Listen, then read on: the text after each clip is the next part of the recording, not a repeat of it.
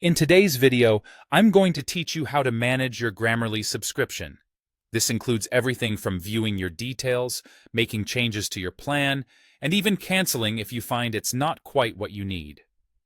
Let's dive right in and get started with viewing your subscription and billing details.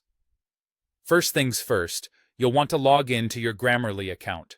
Once you're logged in, navigate to the Account section and click on Subscription. This is your hub for all things related to your current plan. Here, you can see at a glance the specifics of your current subscription. You'll find information such as the next billing date, the renewal amount, and the payment method currently on file. It's all presented in a straightforward way, making it easy for you to keep track of your plan details. If you happen to be on a larger plan, such as a team or business subscription, this page will also display the number of seats available, the cost per each user, and other relevant details to ensure clarity and organization for your team. Moving on to changing your plan or adjusting the number of seats if you're on a business plan, stay on the subscription page.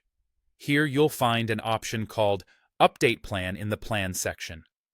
Clicking on this will give you the flexibility to choose a new plan that better suits your needs, whether that means opting for a different tier or altering the billing period.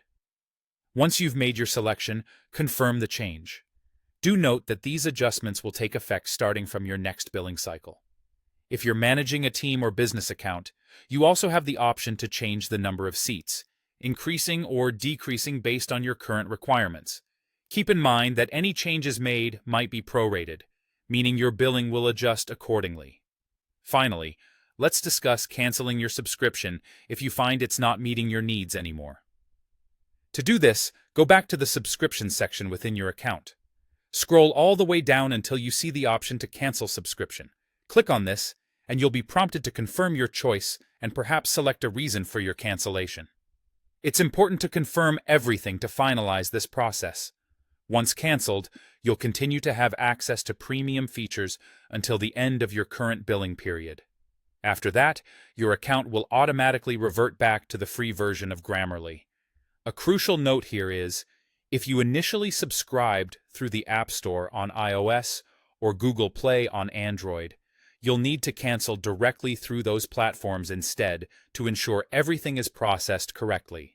And there you have it, a comprehensive guide on managing your Grammarly subscription. By following these steps, you can easily navigate through your account settings with confidence. Thanks for watching, and as always, happy writing.